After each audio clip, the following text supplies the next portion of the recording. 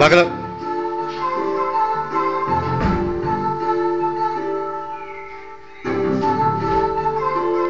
ಮದುವೆ ಅಂತಂದರೆ ಒಂದು ಡ್ರೀಮ್ಸ್ ಇದೆ ಎಲ್ರಿಗೂ ಅಷ್ಟೇ. ಅಂದರೆ ಹೀಗೆ ಇರಬೇಕು ಹಾಗೆ ಇರಬೇಕು ಅಂತ. ಸೊ ಹಾಗಾಗಿ ನಿಮಗೂ ಕನಸು ಹೇಗಿರುತ್ತೆ? ಸೊ ಹೆಂಗೆ ಅಂದ್ಕೊಂಡಿದ್ದೀರಾ ಹೆಂಗಿರ್ಬೇಕಂತ?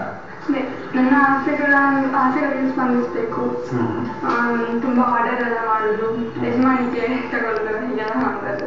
ಇಬ್ರು ಫ್ರೆಂಡ್ಸ್ ಆಗಿರ್ಬೇಕು. ಪ್ರಕಾಶ್ ಬಗ್ಗೆ ನಂಗೆ ಸ್ವಲ್ಪ ತಿಳಿಸ್ಕೊಟ್ಟು. ಒಳ್ಳೆ ಹಾಡು ಆಡ್ತಾರೆ. ನಿಮ್ಗೂ ಹಾಡು ಆಡ್ತಾ ಇರ್ತಾರೆ ರೂಮಲ್ಲಿ ಕುಳಿತುಕೊಂಡು? Very good. ಆಮೇಲೆ ಪರವಾಗಿಲ್ಲ, ಎಲ್ಲ ಜೊತೆ ಬರೀತಾರೆ ಚೆನ್ನಾಗಿ. ಇಂಟರ್ವ್ಯೂಗಳು ಭಾವನೆಗಳಿಗೆ ಸ್ಪಂದಿಸ್ತೀರಾ? ಬೆಲೆ ಕೊಡ್ತೀರಲ್ಲ ಆಸೆಗೆ? ಸ್ಪಂದಿಸಲೇಬೇಕು.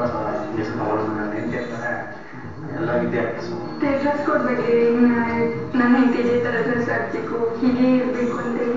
ಇದೆಲ್ಲ ಒಂದು ಸಿಚುವೇಶನ್ ಡಿಪೆಂಡ್ ಆಗುತ್ತೆ. ಯಾಕಂದರೆ ಎಲ್ಲ ಸಿಚುವೇಶನ್ ಒಂದೇ ಥರ ಗೊತ್ತಾಗಲ್ಲ. ಸೊ ಎಲ್ಲ ಫಂಕ್ಷನ್ ಹೋದಾಗ ಜೀನ್ಸ್ ಹಾಕೋದು ಚೆನ್ನಾಗಿರಲ್ಲ, ಸೊ ಅಲ್ಲಿ ಸ್ಯಾರಿ ಹಾಕೋಬೇಕು. ಎಲ್ಲ ಪಾರ್ಟಿಗೆ ಹೋದಾಗ so depend on the situation.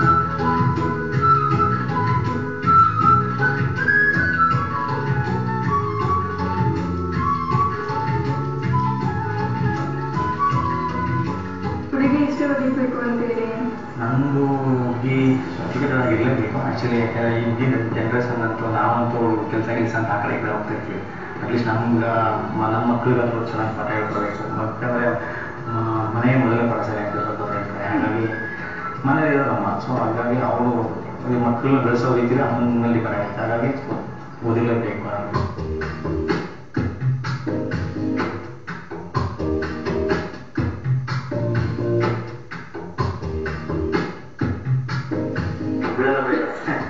Clear ಆಯ್ತಲ್ಲ?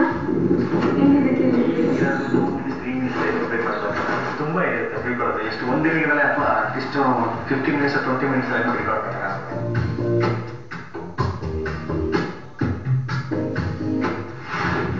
ಏನೇನು ಮಾತಾಡಿ?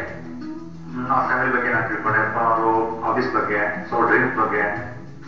ಅವರು ಇಲ್ಲ ಅದೇನು ಆಗಲಿಲ್ಲ. ಯಾಕೆ ಅವ್ರು ಕೇಳಿದ್ರೆ ನಾನು ಆಗಲಿಲ್ಲ. ಅವ್ರು ಕೇಳ್ಬೇಕಾ ಮಾಡಿ ಅಂತ?